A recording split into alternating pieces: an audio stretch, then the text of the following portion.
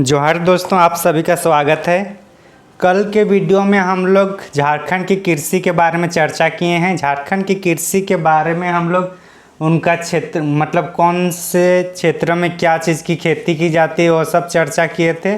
साथ ही साथ कि झारखंड का कृषि प्रदेश देखे तो टोटल 8 कृषि प्रदेश था। और उसके बाद हम लोग देखे थे कि फसल कितने प्रकार की झारखंड में उगाई जाती है और प्रमुख फसलों के बारे में हम लोग चर्चा किए थे। ये सब कल वाले वीडियो में था। अगर आप लोग नहीं देखें तो उसको ज़रूर देखें। लिंक प्लेलिस्ट का लिंक नीचे दिए गए डिस्क्रिप्शन में है, उसमें जाकर ज़रूर देखें।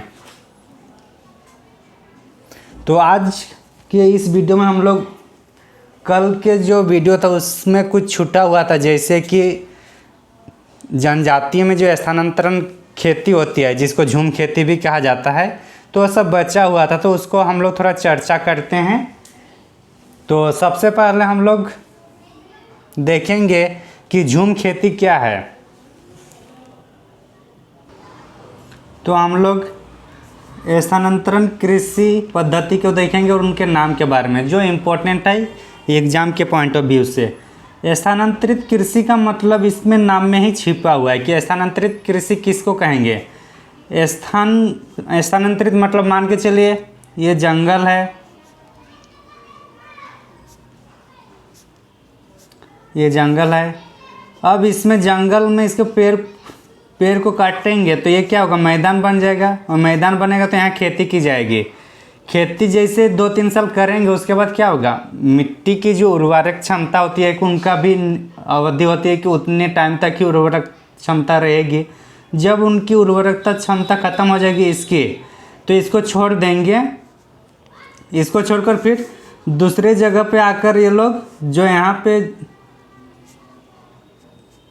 जंगल होगा इसको फिर काटेंगे और फिर यहाँ से फिर एक मैदान, यहाँ पे फिर खेत बना देंगे।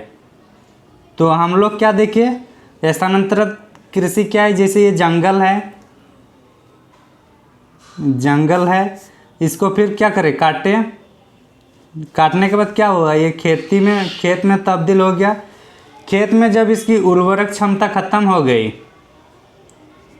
उर्वरक क्षमता जब खत्म होगी तो फिर दूसरे में इधर भागे, यहाँ आए, इसमें जो जंगल था जंगल को काटे, फिर इसको खेत बनाया गया। तो क्या हुआ, खेती जो हो स्थानांतरण हो गया, एक के बाद एक हो रहा है। तो इसी को हम लोग स्थानांतरित कृषि कहते हैं और झूम खेती भी इसको हम लोग कहते हैं। इसका इंग्लिश में अगर इसका नाम देखें तो स्लैश एंड बर्न फार्मिंग भी कहेंगे। क्या, SLASH, slash and burn farming. तो ये समझ में आ गया। तो हम लोग को इसके बारे में सिर्फ ये पढ़ना है कि इसका नाम कौन सी जनजाति में क्या नाम है। तो झूम खेती इसे समझ में आ गया कि जो पहले जंगल था वहाँ पे आदिवासी या जनजाति लोग जो प्राचीन काल से आ रहे हैं वो लोग, क्योंकि प्राचीन काल से जो लोग आ रहे हैं उसको काटेंगे और काटने के बाद उसको मैदान बनाया जाएगा। फिर मैदान में वो लोग खेती करेंगे और खेती करते करते जब उस मिट्टी में उसकी उर्वरकता क्षमता खत्म हो जाएगी तो फिर वो लोग दूसरे जगह पे खेती करना शुरू करेंगे। और दूसरे जगह खेती करना है तो उसके पहले वहाँ पे पेड़ पौधा जो भी रहेगा उसको काट के साफ करेंगे, तभी तो हम लोग खेत या बाड़ी बनाते हैं। तो इस तरह से चलेगा। तो ये जो पद्धति है इसी को हम लोग स्थानांतरित कृषि कहते हैं। और ये सबसे आदि मतलब सबसे पुराना तकनीक की पद्धति खेती माना जाता है। तो झारखंड में स्थानांतरित कृषि के नाम जानने से पहले हम लोग भारत के नज़रों में भी एक बार देख सकते हैं कि भारत के संदर्भ में स्थानांतरण कृषि का नाम क्या है। जैसे कि उत्तर पूर्वी राज्य में इसको झूम या झूमिंग कहते हैं। उत्तर पूर्वी राज्यों में क्या कहते हैं, इसको झूम या झूमिंग कृषि। मध्य प्रदेश और छत्तीसगढ़ में इसको देपा या डाहिया कहेंगे। मध्य प्रदेश और छत्तीसगढ़ में इसको क्या कहेंगे, देपा या दाहिया या बेवर। ओडिशा में इसको पामाडाबी या कॉमन या बिगरा कहेंगे। राजस्थान में बात्रा। आंध्र प्रदेश में पोडू या पेंडा। मेघालय में बोगमा। पश्चिमी घाट में कुमारी। और झारखंड में इसको करुआ कहते हैं। झारखंड में जो झूम खेती है उसको क्या कहते हैं, करुआ। हिमालय क्षेत्रों में खील कहते हैं और मणिपुर में इसको पामलू कहा जाता है। छत्तीसगढ़ के आसपास इसको दीपा कहा जाता है। तो इस तरह से हम लोग देख लिए कि जो जनजातियों द्वारा जो स्थानांतरित कृषि की जाती है भारत के संदर्भ में, तो भारत के विभिन्न क्षेत्रों में इसको किस किस नाम से जाना जाता है, ये हम लोग देख लिए। अब झारखंड में इसको देखते हैं कि झारखंड में किस किस नाम से जाना जाता है। तो झारखंड में इसका जनजाति का नाम लिखते हैं पहले कि कौन से जनजाति इसको क्या कहते हैं। स्थानांतरित कृषि के नाम, ठीक है। अब हम लोग देखेंगे कि इसमें क्या कहते हैं। तो जो गोंड है, दिख रहे हैं ना, जो गोंड जनजाति है, गोंड जनजाति इसको दीपा या बवार कहते हैं। क्या दीपा या बवार कहते हैं गोंड जनजाति में। फिर माल पहाड़िया में क्या कहते हैं इसको, माल पहाड़िया में इसको कुरुबा, माल पहाड़िया में कुरुबा कहा जाता है। सोरैया पहाड़िया में भी इसको कुरुबा ही कहा जाता है, ठीक। और खंड जो जनजाति है उसको में पोरचा कहा जाता है। किसमें, खंड जनजाति में इसको क्या कहते हैं, पोरचा कहते हैं। और कोरबा जनजाति में इसको क्या कहते हैं, बियोरा। तो यही इम्पोर्टेंट है, इतना हम लोग को याद रखना है। तो जनजाति में जो स्थानांतरित कृषि है उसके जो विभिन्न जाति में भिन्न भिन्न नाम से जाना जाता है। गोंड जनजाति में इसको दीपा कहते हैं। माल पहाड़िया जनजाति में इसको, माल पहाड़िया और सोरैया पहाड़िया मतलब दोनों पहाड़िया में इसको क्या कहेंगे, कोरुबा कहते हैं। और खंड जनजाति में पोरचा और करबा में बियोरा। तो यहाँ तक समझ में आ गया। अब हम लोग का जो टॉपिक होगा वो झारखंड की खाद्य सुरक्षा के बारे में हम लोग चर्चा करेंगे। किसके बारे में चर्चा करेंगे हम लोग, झारखंड की खाद्य सुरक्षा। तो झारखंड की खाद्य सुरक्षा के बारे में चर्चा करेंगे। तो झारखंड की हो या भारत की हो या विश्व की खाद्य सुरक्षा, तो सबसे पहले हम लोग को खाद्य सुरक्षा के बारे में चर्चा करेंगे कि खाद्य सुरक्षा क्या है।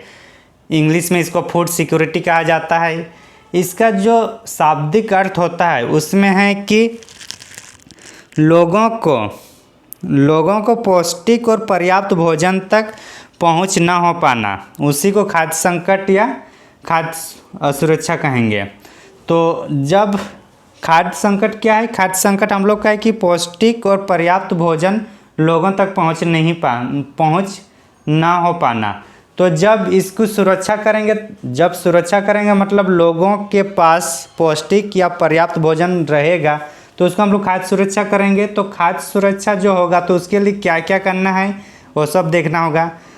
अभी जो कोरोना महामारी जो चली थी, कोरोना महामारी में एक तो उसमें जो विभिन्न प्रकार की आर्थिक तंगियाँ, आर्थिक गतिविधियाँ बंद हो गई, ठप पड़ गई, तो लोगों के पास पैसे की कमी पड़ी। और पैसे की कमी के कारण ही हम लोग देखें और खाद्य सुरक्षा को ध्यान में रखते हुए हम लोग देखें कि बहुत सारे लोग शहर से गांव की ओर पैदल आने के लिए मजबूर थे। पैदल इसलिए आ रहे थे क्योंकि वो लोग के पास पैसा कम था और अगर उसमें कुछ परिवहन से आते तो पैसा लग जाता, तो उस लोग का पैसा ख़त्म हो जाता, तो आर्थिक तो फिर खाने के लिए नहीं बचता। तो उस लोग खाने के लिए पैसा बचाने के चलते शहरों से ग्रामीण गांव की ओर पैदल चलना शुरू कर दिए ताकि खाद्य वो लोग का आपूर्ति हो पाए। तो इसी तरह से खाद्य सुरक्षा को बनाए रखने के लिए सरकार ने, ये तो कोरोना के टाइम है, कोरोना के पहले से सरकार ने इस पर ध्यान दी थी या ध्यान दी है और अभी भी इसकी ज़रूरत पड़ ही रही है। क्योंकि जो खाद्य सुरक्षा को सिर्फ और सिर्फ पेट भर खाने तक ही नहीं है। खाद्य सुरक्षा का मतलब है कि एक पौष्टिक भोजन भी मिलना चाहिए। गांव साइड में अभी हम लोग देखते हैं कि गांव साइड में पेट भर तो खा लेते हैं, लेकिन वो क्या पौष्टिक भोजन रहता है, तो पौष्टिक भोजन नहीं है। तो उसमें भी क्या है, खाद्य सुरक्षा वहाँ भी ज़रूरत है। इसमें सरकार की भी कुछ गलतियाँ हैं, सरकार भी कुछ उस योजना को क्रियान्वयन नहीं कर पा रही है। अगर मिड डे मील दे रही तो मिड डे मील में क्वालिटी नहीं दे पा रही है। पेट तो भर रहा है बच्चों का, लेकिन वो पौष्टिक नहीं हो रहा है, प्रोटीन रिच नहीं हो रहा है। अगर सरकार एमएसएमई दे रही है तो एमएसएमई में भी खाद्यान्न फसलों को दे रही है, तो किसान क्या कर रहे हैं, खाद्यान्न फसल को उगा रहे हैं। तो ऐसे में जो बाकी प्रोटीन रिच होगा वो सब फसल नहीं उगा पा रहे हैं, नहीं उगाते हैं, क्योंकि उसमें बेनिफिट उन लोगों को नहीं दिखता है। तो अगर जो सरकार की जो पॉलिसी है उसको अगर सही तरीके से क्रियान्वयन किया जाए तो अभी हम लोग खाद्य सुरक्षा कर पाएंगे। ये ओवरऑल बात है। अब हम लोग देखते हैं कि भारत सरकार इसमें क्या इनिशिएटिव किए हैं और झारखंड सरकार इसमें क्या किए हैं, दोनों को हम लोग देखेंगे। तो भारत सरकार को पहले से ही पता था कि भारत सरकार को पहले से ही ये जानकारी है कि भारत में अभी भी गरीबी है, और गरीबी है मतलब भूखमरी है मतलब खाद्य सुरक्षा की कमी है। तो सरकार ने इसको ध्यान में रखते हुए खाद्य सुरक्षा अधिनियम 2013 लाती है। तो जो सेंट्रल गवर्नमेंट जो खाद्य सुरक्षा अधिनियम 2013 में लाती हैं, तो भारत सरकार जो खाद्य सुरक्षा अधिनियम खाद्य सुरक्षा एक्ट 2003 को लाया, इस एक्ट के तहत सभी राज्यों को उनकी जनसंख्या के अनुसार खाद्यान्न मुहैया कराया जाना आवश्यक है। तो सभी राज्यों के लिए है, ऑल स्टेट के लिए आवश्यक है। और उसी हम लोग चूँकि झारखंड का पढ़ रहे हैं खाद्य सुरक्षा, तो झारखंड के बारे में देखेंगे तो 57.19 लाख 57.19 लाख राशन कार्ड धारिता परिवार है, राशन कार्ड धारिता परिवार है। कहाँ पे, हम लोग झारखंड की बात करें, झारखंड में है। और इतने जो राशन कार्ड है, इसमें टोटल जो जनसंख्या की अगर बात करें तो जनसंख्या हम लोग का 2.63 करोड़ से अधिक इतना है, ठीक। तो ये झारखंड के बारे में है। तो इतना है। इसमें जो एक्ट है इसके तहत और एक प्रावधान है, 75% ग्रामीण आबादी और 50% शहरी आबादी को ये पूरा मतलब शामिल करता है, शामिल करने का प्रावधान है। किसके तहत, खाद्य सुरक्षा एक्ट 2003 के तहत। इसमें चावल जो देते हैं, चावल प्रति किलो कितना है, चावल प्रति किलो 3 रुपया, गेहूँ हम लोग को 2 रुपया प्रति किलो मिलता है, और मोटे अनाज 1 रुपया प्रति किलो। तो ये हम लोग को खाद्य सुरक्षा एक्ट के तहत ही मिलता है। तो इस तरह से हम लोग देख लीजिए कि खाद्य सुरक्षा एक्ट के बारे में संक्षेप में। खाद्य सुरक्षा एक्ट कब आया था, 2013 में। इसमें 75% आबादी को और 50% शहरी आबादी को शामिल करता है। चावल प्रति किलो 3 रुपया, गेहूँ प्रति किलो 2 रुपया और मोटे अनाज प्रति किलो 1 रुपया पड़ता है। तो ये हम लोग देख लिए। अब इसमें देखते हैं कि झारखंड में इसका जो सप्लाई करने वाला झारखंड में कौन है। तो झारखंड में इनकी जो सप्लाई होगा, भंडार या सप्लाई जो करेंगे, खाद्यान्न भंडार एवं प्रबंधन, खाद्यान्न भंडार एवं क्या करें, भंडार करेंगे, प्रबंधन भी तो करना होगा। तो इसमें एक तो खुद खाद्य सुरक्षा एक्ट के तहत एक जो फूड कॉरपोरेशन ऑफ इंडिया रहेगा ही, वो सेंट्रल में रहेगा, फूड कॉरपोरेशन ऑफ इंडिया। साथ ही साथ स्टेट के लिए Jharkhand state food supply corporation, तो ये वाला भी रहेगा। तो दोनों मिलके झारखंड में क्या जाते हैं, इसका नाम लिख देते हैं हम लोग, स्टेट फूड स्टेट फूड एवं सिविल सप्लाई निगम,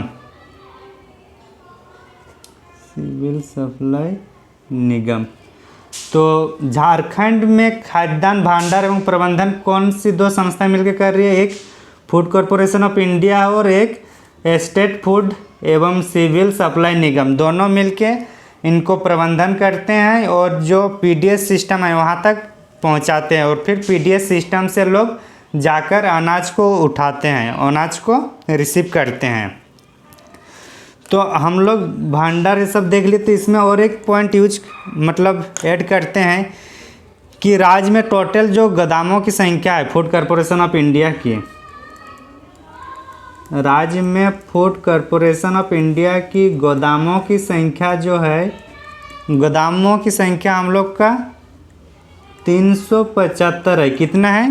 375 के आसपास है, लगभग मान के चलिए इतना है, ठीक, कंफर्म नहीं है तो आगे पीछे थोड़ा बहुत होगा। और इनकी जो क्षमता है, गोदामों की क्षमता मतलब कितना ये कितना भंडार करके रख सकते हैं, तो ये है 1.61 लाख मीट्रिक टन इतनी क्षमता है।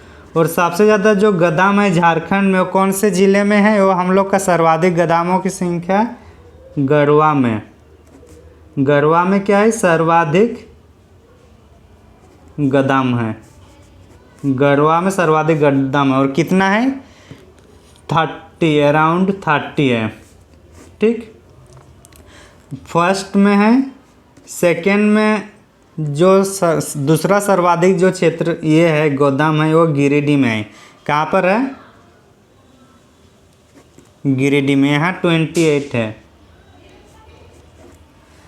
तो इस तरह से हम लोग दिख रहे हैं ना, तो इस तरह से हम लोग झारखंड की खाद्य सुरक्षा भी देख लिए। और इसके पहले हम लोग क्या देखे? झारखंड में जनजातियों की जो स्थानांतरित कृषि है उसके नाम के बारे में हम लोग चर्चा किए। अभी हम लोग चर्चा करने वाले हैं कृषि के विकास से संबंधित झारखंड में क्या क्या योजनाएं चलाई जा रही है। तो कृषि से संबंधित जो भी योजनाएं हैं अभी यहीं पे पढ़ेंगे, तो होने से हम लोग को दोबारा मतलब योजनाओं को अलग से नहीं पढ़ना पड़ेगा। यहाँ पढ़ने के एक उद्देश्य है कि जब हम लोग कृषि के बारे में पढ़ रहे हैं, कृषि के बारे में पढ़ रहे हैं, तो उससे संबंधित जो भी सरकार की योजनाएं हैं उसको भी अगर एक ही साथ करेंगे तो हम लोग का मेंस में, जब मेंस में लिखेंगे तो वहाँ पे हम लोग का पॉइंट जो है एक मतलब एक कॉन्सेप्ट के साथ हम लोग को मिलेगा कि अगर क्वेश्चन पूछ देता है कि झारखंड में कृषि के विकास के बारे में चर्चा करें, तो झारखंड में कृषि के बारे में हम लोग कृषि प्रदेश लिख देंगे। उसके बाद कौन से क्षेत्रों में क्या है, फिर सरकार ने क्या क्या योजनाएं चला रही है कृषि के लिए, तो ये मतलब फॉलो में बनेगा। तो इसलिए हम लोग जो कृषि से संबंधित योजनाएं हैं झारखंड सरकार या गवर्नमेंट सरकार की जो झारखंड में लागू है उसको हम लोग अभी चर्चा करेंगे। तो हम लोग शुरू करेंगे योजना के बारे में। कृषि एवं ग्रामीण विकास संबंधित योजना इसका हेडिंग में रहता है। कृषि के बारे में तो हम लोग पढ़ रहे हैं, तो आप सोचिएगा कि ग्रामीण विकास क्यों? ग्रामीण विकास इसलिए क्योंकि किसान कहाँ रहते हैं? गांव में। तो अगर कृषि से संबंधित कुछ विकास होगा तो गांव का विकास होगा। तो इसलिए ये जो टॉपिक रहता है बुक में, कृषि एवं ग्रामीण विकास संबंधित योजनाएं, तो इसको हम लोग दो तरीके से पढ़ सकते हैं कि एक तो अभी जो करेंट है 2022, 21-22 से हम लोग लास्ट 2000 तक जा सकते हैं, या फिर 2000 से हम लोग इधर आ सकते हैं। तो हम लोग जो चर्चा करेंगे वो 2000 से शुरू करेंगे। उससे क्या होता है कि उधर से अभी क्या, अगर हम लोग अभी अगर 2022 से पढ़ना शुरू कर देते कि हाँ 2022 में जो है उसको लिखेंगे, फिर धीरे धीरे लिखेंगे, तो क्या होगा आगे, फिर आगे और नया नया जो योजना आएगा तो फिर उसको हम लोग लिख नहीं पाएंगे।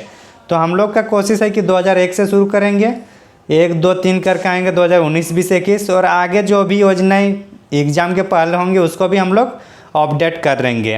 तो हम लोग का पढ़ने या समझने का जो कॉन्सेप्ट है, जो कैसे करना है वो समझ में आ गया होगा। तो तो हम लोग शुरू करेंगे 2001 से। तो 2001 में कौन सी योजनाएं आई थी? सबसे पहले जो 2001 में योजना आई थी कृषि से संबंधित, तो कृषि और ग्रामीण विकास से संबंधित, तो था हम लोग का मुख्यमंत्री ग्राम सेतु योजना। अच्छा, जो मुख्यमंत्री ग्राम सेतु योजना हो या जो भी योजना है, योजना में क्वेश्चन किस तरह से पूछता है इसको भी पहले हम लोग समझ लेते हैं।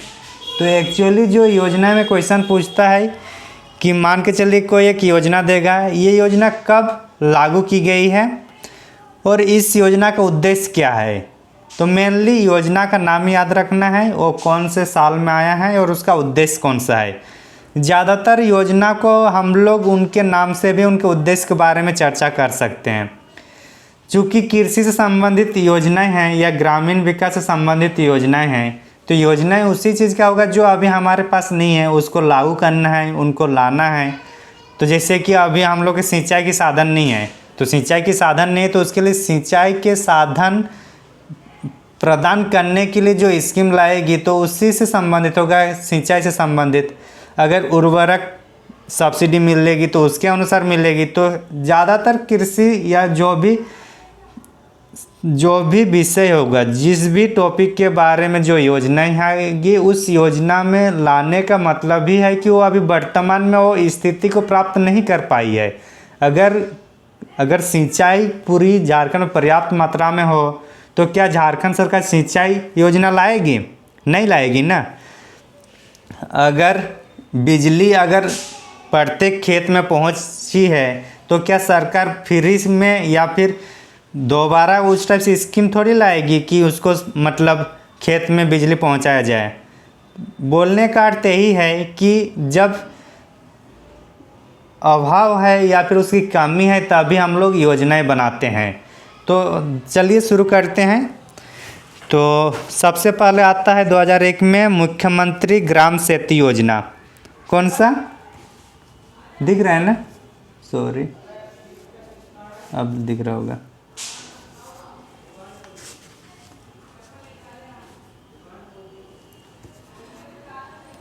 पहला स्कीम हम लोग किसके बारे में चर्चा करने जा रहे हैं? मुख्यमंत्री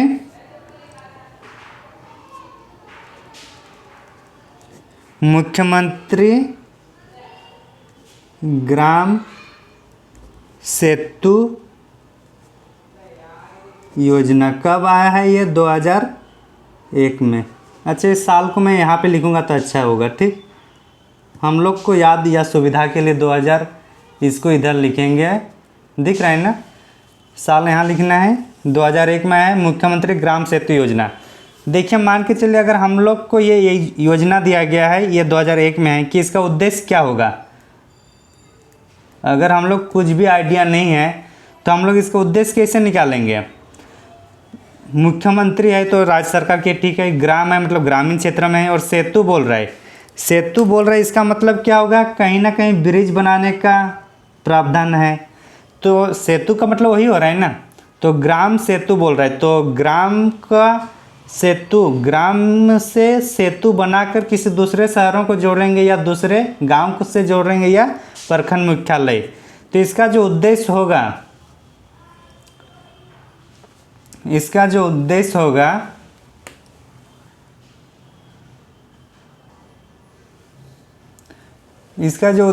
क्या होगा?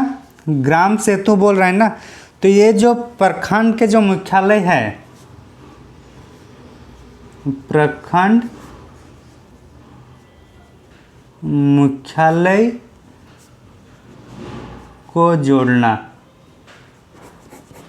तो इसी से छिपा हुआ था कि इसका काम क्या होगा। तो प्रथम वाला समझ में आ गया। दूसरा 2002 में आता है। कब आता है? दूसरा होगा हम लोग का 2002 में। 2002 में जो योजना आ रहा है उसका नाम है गोकुल ग्राम विकास योजना।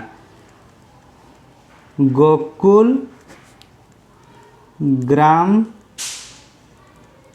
विकास योजना। इसके भी नाम में देखिए, नाम में हम लोग को क्या सीखने या समझने को मिल रहा है। गोकुल को छोड़िए, इसको अगर नहीं समझ में आ रहा कि क्या नाम है, किसके नाम पे रखा गया, तो हम लोग को ये दोनों तो समझ में आ रहा है ना। ग्राम है और ग्राम का विकास करना है। तो किस इसका उद्देश्य क्या होगा? उद्देश्य है कि सभी गांवों को चौतरफा विकास करना। तो उद्देश्य हम लोग को क्या होगा? सभी गांवों को क्या करना है? सभी गांव को चौतरफा या चौमुखी विकास। समझ में आ रहा है? कब आया है? 2002 में। नाम क्या है? गोकुल ग्राम विकास योजना। और इसका उद्देश्य क्या है? सभी गांव को चौतरफा मतलब विकास करना है, मतलब सभी को ना विकास करें, किसी एक को विकास करने से नहीं होगा ना। एक किसी भी अगर मान के चले शिक्षा को विकास कर दिए लेकिन करप्शन पूरा बना के रख दिए, या फिर स्वास्थ्य पूरा डगमगी हुई है स्थिति, तो फिर कैसे चलेगा? तो इसलिए सभी का विकास करना है। तो ये समझ में आ गया। अब आगे 2002 में और एक आता है योजनाएं। 2002 में और एक योजना आ रही। योजना का नाम है टेक्निकल इनपुट कार्यक्रम। क्या नाम है? टेक्निकल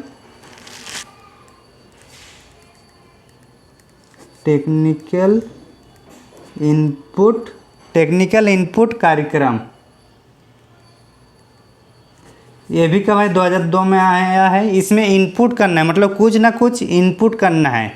तो इनपुट किस में करेंगे? अगर हमारे पास अगर सभी क्वालिटी रहे तो हम लोग इनपुट नहीं करेंगे।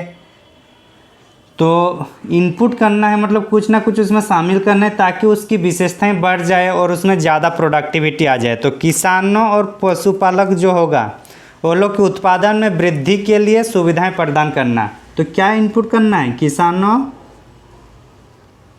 क्योंकि हम लोग कृषि चल रहे, किसानों और क्या? पशुपालकों, जो पशु का पालन करता है वो लोग के क्या? दुग्ध उत्पादन में वृद्धि करना होगा। इनपुट करना मतलब वही है कि अगर उसमें दुग्ध ज़्यादा नहीं दे रहे हैं, अगर प्रोडक्शन ज़्यादा नहीं हो रहा है तो क्या करेंगे? कुछ ना कुछ इनपुट करेंगे। तो ये आया था 2002 में टेक्निकल इनपुट कार्यक्रम। ये समझ में आ गया। आगे हम लोग चलते हैं 2005 में। अब 2005 में कौन सा आ रहा है? दिख रहा है ना? हर एक चीज़ को, योजना को इसलिए नहीं पढ़ना है कि हम लोग को एग्ज़ाम में पास करना है। योजना हम लोग को इसलिए पढ़ना है कि जब हम लोग बड़े पदाधिकारी बनेंगे तो हम लोग को ये योजना को इम्प्लीमेंट करना है, ये सोच के पढ़ना है, ना कि एग्ज़ाम में पास करने के लिए। होने से अगर हम लोग ये सोचेंगे कि हाँ जैसे हम लोग बनेंगे तो वहाँ पे इस टाइप से जो स्कीम होगा उसको हम लोग बृहद स्तर पर 100% क्रियान्वयन करेंगे, तो ये सब जब मन में रहेगा तो क्या होगा? ये अपने आप याद होता रहेगा, तो फिर ये बर्डन नहीं लगेगा। तो 2005 में कौन सा आता है? डेयरी पशु विकास कार्यक्रम। डेयरी पशु विकास कार्यक्रम। इसमें भी नाम से पता चल रहा है डेयरी जो दुग्ध उत्पादन है वो सब पशु है उसके लिए विकास कार्यक्रम लाना है। तो ये कब है? 2005 में। समझ में आ गया कि इसका उद्देश्य क्या होगा। इसमें इसके लिए जो नोडल एजेंसी होगा, नोडल एजेंसी मतलब जिसकी देख रेख में की जाएगी ये वाली डेयरी पशु विकास कार्यक्रम, वो है BIAF, Bharat agriculture industry foundation. Bharat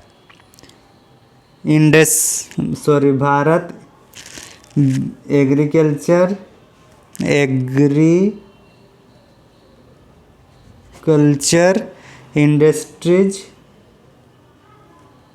industries foundation.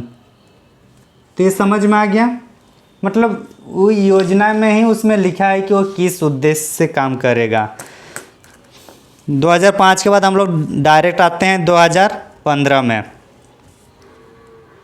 2015 में कौन सी योजना है? 2015 में अगर 2002 से 2005 आ रहा है, इसका मतलब ये नहीं कि यहाँ कुछ योजनाएं नहीं आ रही, तो इसका मतलब है कि योजना नहीं चल रही है। पहले की जो योजना है वही योजनाएं चलती आ रही है। तो 2015 में कौन सा आ रहा है? मुख्यमंत्री स्मार्ट ग्राम।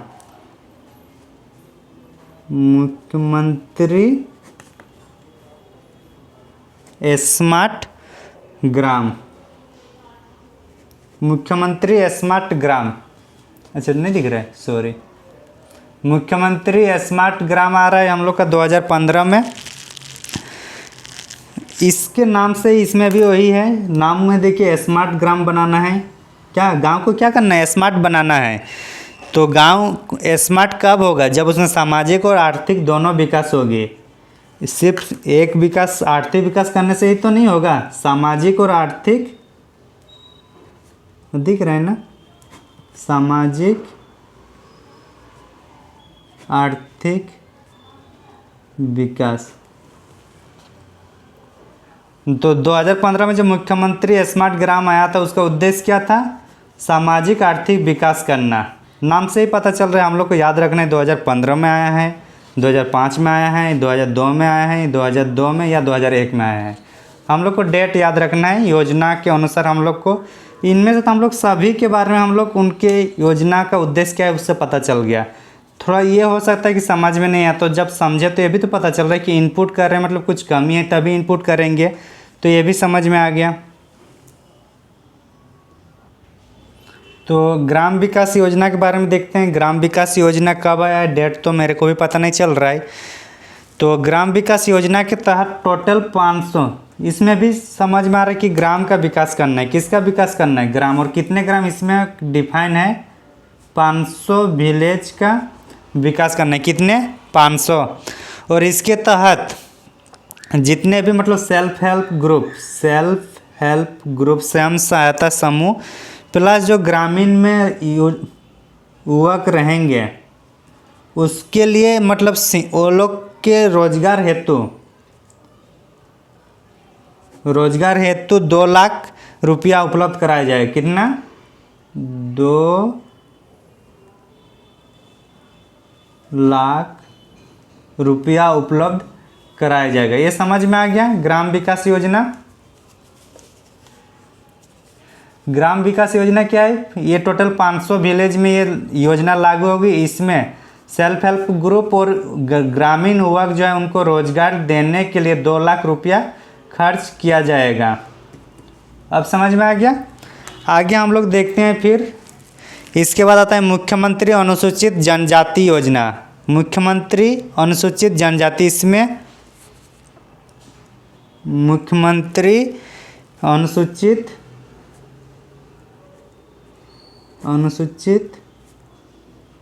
जनजाति योजना, इसमें क्या होगा कि जो जनजाति बहुल क्षेत्र है वो लोग का विकास करना है। तो नहीं लिखने से भी चलेगा। आगे चलते हैं। आगे हम लोग देखते हैं 2016 में। 2016 हम लोग पहुंच गए हैं। 2016 में कौन आ रहे हैं? खुदिया बिहार योजना का नाम है। ये देखिए, इस योजना के नाम से हम लोग को कुछ पता नहीं चल रहा है।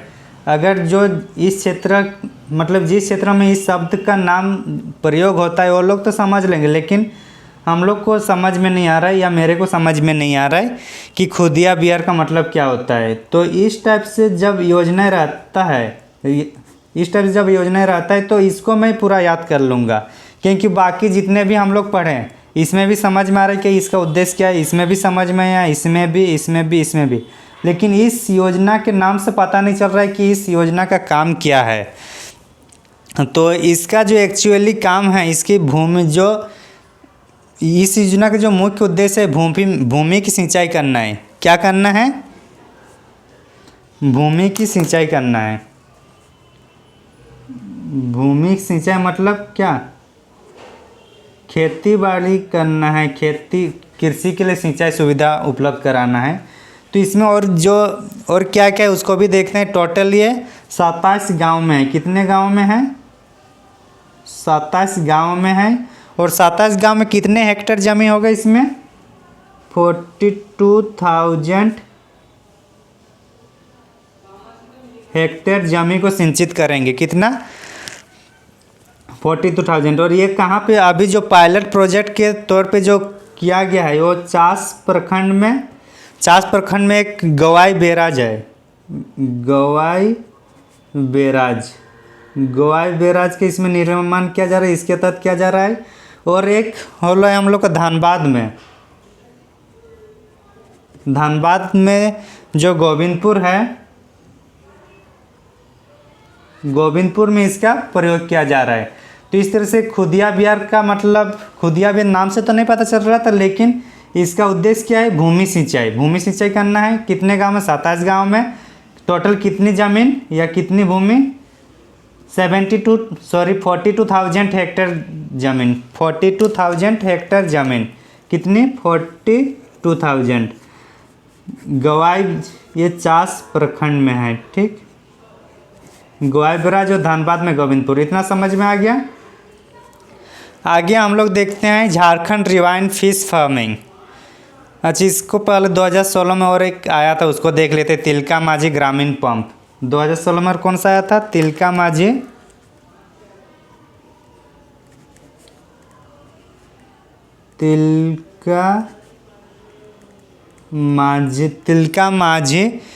ग्रामीण पंप। इसके भी नाम से पता चल रहा है कि ये पंप मतलब सिंचाई से संबंधित होगा कुछ। तो तिलका माझी ग्रामीण पंप जो है ये हम लोग को 2016 में लाया गया था, और ये सिंचाई के लिए निःशुल्क, मतलब जो सिंचाई करेंगे उसमें निःशुल्क सिंचाई करना है ना। पंप है तो सिंचाई होगा, और सिंचाई किस में होगा, फ्री में हो जाएगा। फ्री सिंचाई करना, फ्री की इलेक्ट्रिक बिल, मतलब फ्री बिजली बोल सकते हैं इसको हम लोग, फ्री बिजली।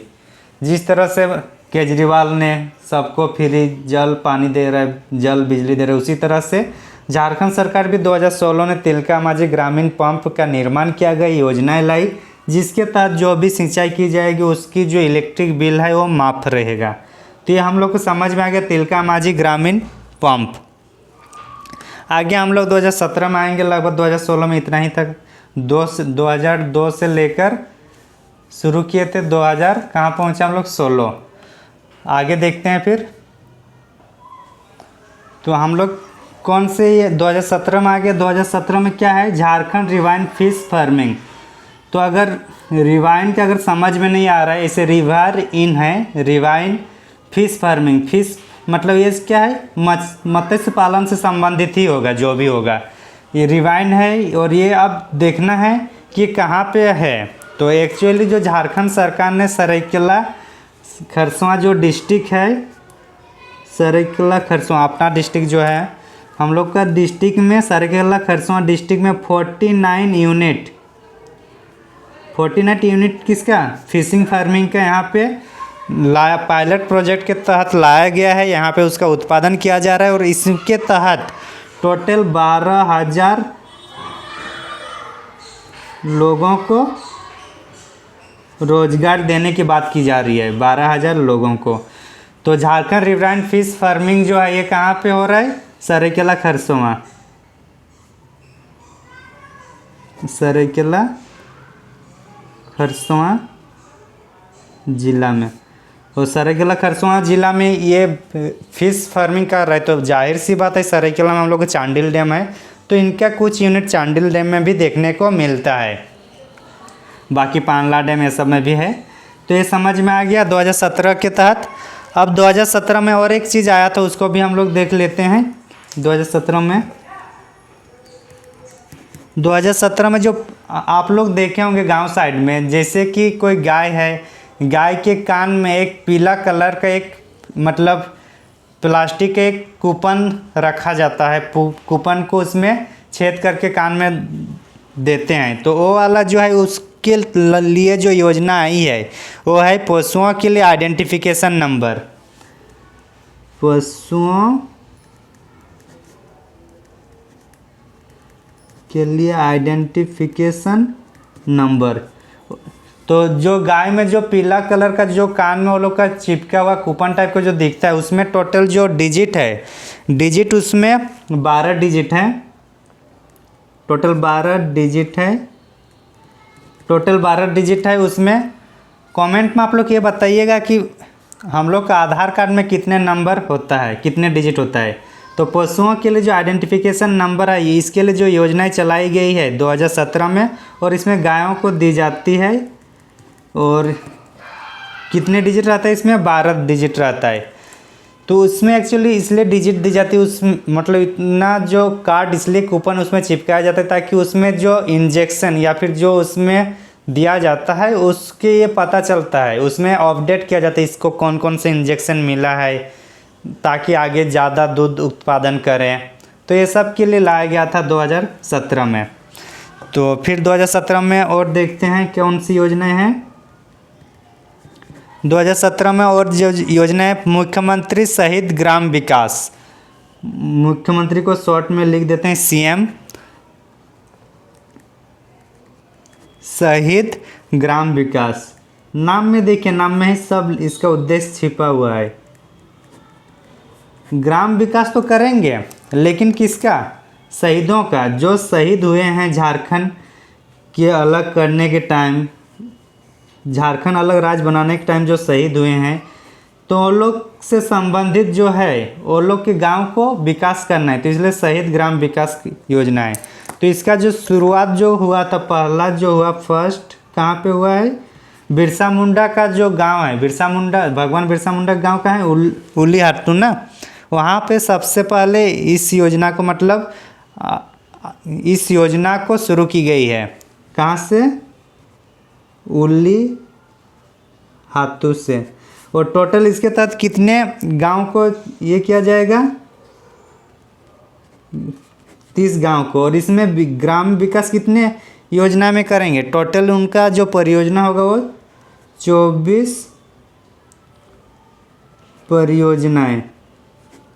24 परियोजनाएं के इसका मतलब क्या है? परियोजनाएं मतलब जैसे कि शिक्षा हुआ, सड़क हुआ, स्वास्थ्य हुआ, ये सब इस टाइप से कितनी योजनाएं होगी, परियोजनाएं होगी? 24। और कितने गांव में करना है? 30 गांव में। और शुरुआत कहाँ से हुआ है? उलीहातू से। उलीहातू किसका जन्म स्थल है, किनका गांव है? वो है बिरसा मुंडा का। तो यहाँ तक कुछ डाउट नहीं होना चाहिए किसी को। सिद्धू कान्हू, नीलम्बर पीतम्बर, तिलका माझी, सब भूमिज विद्रोह के टाइम जो नारायण हुआ था, ये सब का भी इसमें आएगा, टोटल 30। तो यहाँ तक कुछ डाउट नहीं है। आगे चलते हैं फिर हम लोग 2017 में। और एक चीज़ इसमें क्वेश्चन में पूछता है कि ये योजना अगर लाई गई थी तो इस योजना के टाइम तत्कालीन मुख्यमंत्री कौन थे या किसकी सरकार थी? तो ये 2016-17 की बात आ रही, तो कौन थी इस टाइम? सरकार किसकी थी? रघुवर चाचा की थी ना। तो अभी हम लोग को याद रखना है, रघुवर चाचा इस टाइम थे। तो 2017 आ गया। 2017 में कौन सी योजना हम लोग अब चर्चा करेंगे? ये आर्या योजना। एक्चुअली ये केंद्र सरकार की है, लेकिन चूँकि झारखंड में भी लागू है तो हम लोग को भी ये पढ़ना है। एक्चुअली आर्या का फुल फॉर्म जो है, ये पूरा इसका नाम पहले लिख लेते हैं, ARYA। आर्या का होगा ए से अट्रैक्टिंग, ATTRACTING, अट्रैक्टिंग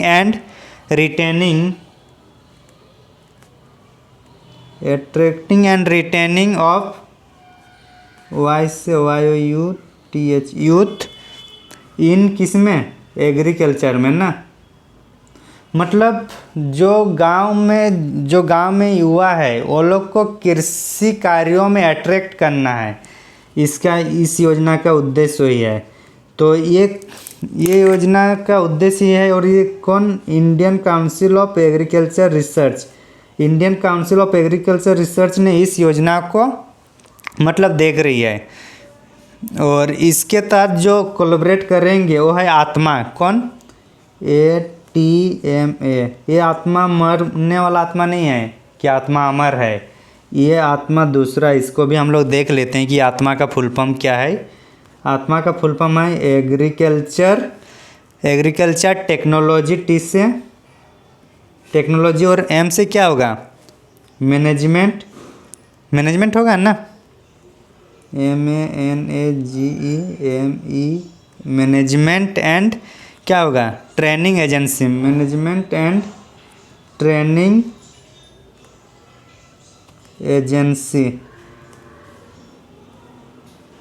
तो ये समझ में आ गया कि आर्या योजना है जो 2017 में इसको पारित किया गया, मतलब लागू किया गया है। Indian council of agriculture research के तहत आया है आर्या योजना। और इसको कौन ये देख रेख कर रहा है? आत्मा agriculture technology management and training agency. इसके तहत समझ में आ गया कि प्रत्येक गांव के 2 युवकों को प्रशिक्षण देना है। मतलब प्रत्येक गांव के 2 यूथ पर विलेज, यही ना, 2 यूथ पर विलेज। थोड़ा हम लोग को समझने के लिए या टाइम को देखते हुए या फिर स्पेस को बचाते हुए हम लोग को कम से कम मैं कोशिश कर रहा हूँ कि शॉर्ट में लिखें। वैसे समझ में तो आ रहा होगा कि 2 युवक प्रति गांव, यही होता है ना, जिसे ऐसा ही सिंबल यूज करते हैं, तो वही वाला है। आगे चलते हैं। संसाधन का अनुकूलतम उपयोग करना जरूरी है। तो अभी हम लोग 2017 तक देख लिया, अब हम लोग 2018 में आएंगे। 2018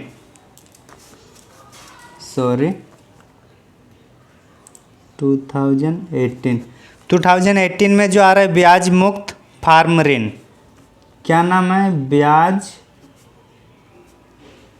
मुक्त फार्म ऋण। ब्याज मुक्त बोल रहा है तो इसका मतलब क्या है? इंटरेस्ट नहीं लगेगा, यही ना। ब्याज मुक्त बोल रहा है तो इसका मतलब क्या है कि इंटरेस्ट नहीं लगेगा। और किस में? जब कोई फार्म हम लोग खोलना चाहेंगे तो उसमें अगर ऋण लेते हैं तो उसमें इंटरेस्ट नहीं लगेगा। इसमें शर्त है कि 1 वर्ष के अंदर उसको जो ऋण दी जाती है उसको मतलब जमा भी करना होगा। इसमें बस यही है और कुछ नहीं। 1 वर्ष के भीतर ऋण को चुकाना होगा। 1 वर्ष के भीतर ऋण चुकाना होगा। 1 वर्ष के भीतर ऋण चुकाना होगा, तभी इसको ब्याज नहीं लगेगा। मतलब 0% ब्याज दर, 0% ब्याज दर। ये कंडीशन क्या है? शर्त यही है कि 1 वर्ष के भीतर इनको ऋण चुकाना होगा। तो ये समझ में आ गया। 2018 में और एक योजना आई है। 2018 में और एक योजना है मुफ्त स्मार्टफोन। मुफ्त मतलब फ्री। फ्री में क्या दे रहा है? स्मार्टफोन।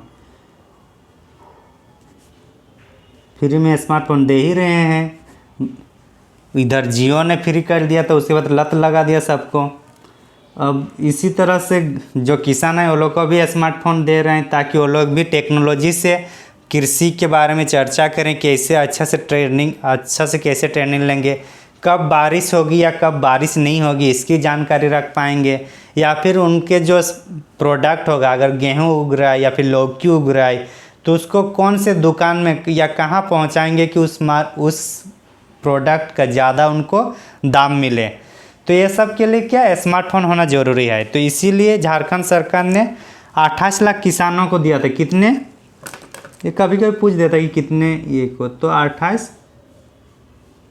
लाख किसानों को, 28 लाख किसानों को दिया था। और इसका उद्देश्य क्या था? किससे जोड़ना? अभी बोलता है ना, तो ई नेम एक पोर्टल है, उससे जोड़ने के लिए किया गया था।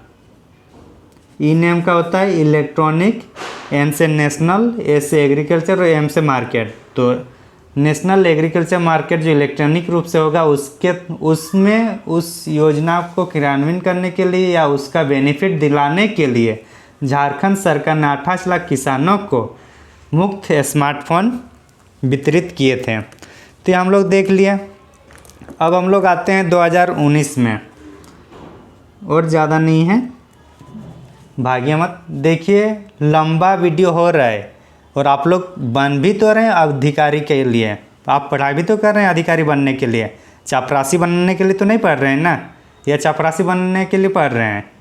और चपरासी बनने के लिए पढ़ेगा तो इससे ज़्यादा पढ़ना पड़ेगा, क्योंकि उसमें कुछ क्वेश्चन पता ही नहीं चलता कि पूछता कहाँ से। तो इसलिए आराम से इत्मीनान के साथ 1 घंटा आधे घंटे जितने टाइम हो रहा है पढ़िए, कॉन्सेप्ट को क्लियर करते हुए पढ़िए, ताकि जब कभी भी एग्ज़ाम देना हो तो आराम से हम लोग उसको एग्ज़ाम में अपियर हो पाएंगे, प्रिपेयर हो पाएंगे। जो क्वेश्चन पूछेगा उसके अनुरूप हम लोग आंसर दे पाएंगे। और ये नहीं सोचना है कि कब आएगा वैकेंसी। अगर मान के चलिए आज ही नोटिफिकेशन आया, 2 महीने बाद एग्ज़ाम लेगी, तो क्या आप उस 2 महीने के बाद के लिए आप प्रिपेयर है? पहले ये अपने आप से सोचिए, अपने आप को पहले पूछिए कि मैं प्रिपेयर हूँ। अगर प्रिपेयर नहीं है तो फिर क्यों बोल रहे हैं कि कब आएगी? तो पहले आप लोग प्रिपेयर होइए, और उसके बाद अगर ऐसा भी स्थिति आ जाए कि 1 महीने में एग्ज़ाम लेंगे, तो उस तरीके से प्रिपेयर होकर रहिए कि 1 महीने में अगर एग्ज़ाम हो तो उसमें भी क्वालिफाई हो जाए। तो इसलिए एग्ज़ाम या नोटिफिकेशन कब आया उसका मत सोचिए, बल्कि अपना तैयारी को अच्छा से कीजिए। तो अभी हम लोग कौन सा है, 2019 में मुख्यमंत्री कृषि आशीर्वाद योजना, मुख्यमंत्री कृषि आशीर्वाद योजना,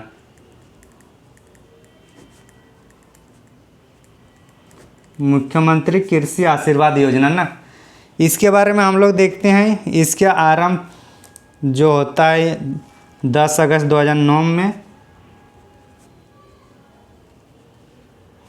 10 अगस्त 2019 में। इसमें इतना डेट में फैक्ट इसलिए जा रहा हूँ क्योंकि इनको जो शुरुआत किया गया था, जो इनको मतलब लागू किया गया, उस टाइम माननीय उपराष्ट्रपति आए थे। कौन आए थे? उप राष्ट्रपति।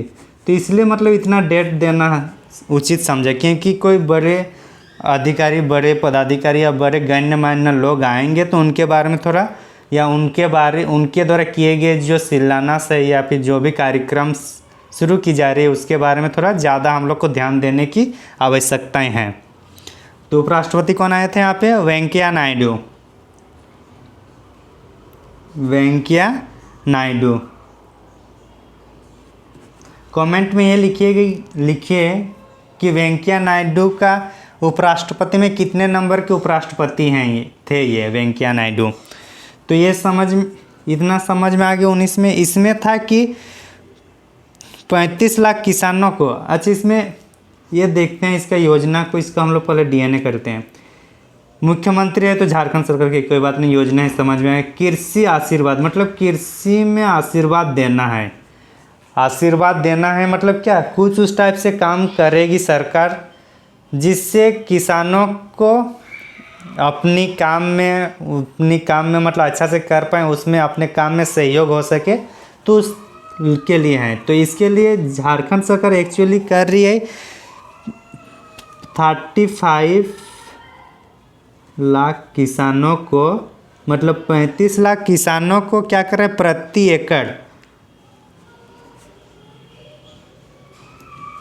एकड़ कितना दे रहा है? 5,000 रुपया। 5,000 रुपये प्रति एकड़, कितना? 5,000 रुपये। कितने? 35 लाख किसानों को। ये क्या है? मुख्यमंत्री कृषि आशीर्वाद योजना। इससे हम लोग को ये कन्फ्यूजन नहीं होना कि जो केंद्र सरकार की किसान निधि सम्मान योजना पीएम किसान है वो वाला नहीं है, ये उससे अलग है। ये मुख्यमंत्री झारखंड सरकार देती है 5,000 प्रति एकड़, और एक व्यक्ति को 5 एकड़ ज़्यादा से ज़्यादा मैक्सिमम। तो मैक्सिमम करेंगे तो 5 एकड़ मतलब 25,000। तो एक व्यक्ति को मैक्सिमम 25,000 मिल सकता है, और 1 एकड़ होगा तो कितना होगा? 5,000 होगा ना। तो इतना ही है इसमें। प्रधानमंत्री किसान सम्मान निधि योजना से ये अलग है, उसमें 6,000 देते हैं और इसमें 5,000 दे रहे हैं। तो ये समझ में आ गया। इसके लिए न्यूनतम जो एज है, न्यूनतम उम्र होना चाहिए कितना? 18 वर्ष, मतलब जब आप वोट देने लायक होंगे। तो ये हम लोग को समझ में आ गया मुख्यमंत्री कृषि आशीर्वाद योजना। और एक आज की इस वीडियो में अंतिम बोल सकते हैं, लेकिन ये चूँकि योजना है तो ये हर साल हर महीने हो सके नए अपडेट करते रहना है। ये सबको ये मतलब इस टाइप से पेज में बनाना है कि इसको बाद में भी कुछ स्पेस बचा के रखना है, और जो अपडेट होगा उसको लिखते रहना है। तो 2019-20 में और एक योजना आ रही है, उसका नाम है अटल ग्राम उत्थान, अटल ग्रामोत्थान, ग्राम